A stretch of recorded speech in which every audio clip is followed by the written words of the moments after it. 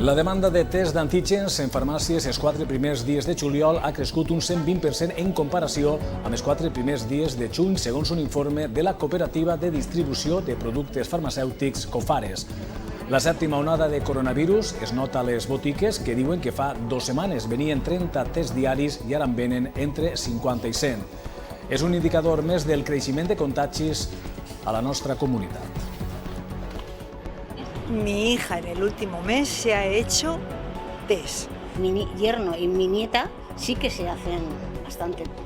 Que hay COVID o que no hay COVID. La gente no está siguiendo ninguna norma o ninguna pauta al 100%.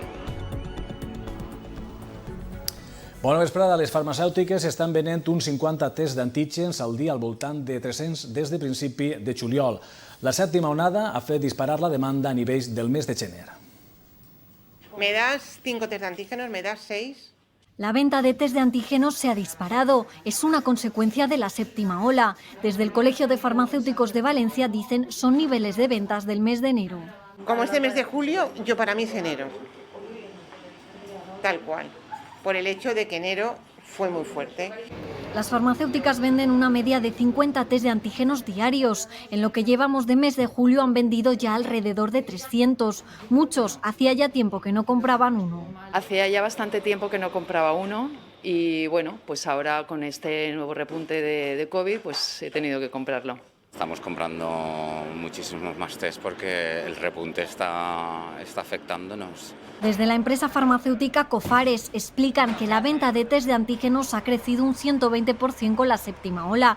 Respecto al mes de junio, los proveedores, explican desde el sector, tienen productos suficientes para abastecer la demanda de las farmacéuticas. Ahora entras y a lo mejor, no sé, durante 2 horas nos quedamos a cero, pero enseguida pues conseguimos a través de un proveedor o otro. Ahora estamos preparados y abastecidos. A partir de febrero la venta de test fue decayendo hasta finales de junio, cuando ha empezado el repunte, mucho más marcado durante este mes de julio. Algunos notan que la gente de su entorno ha comprado más últimamente. Mi hija sí, seguro.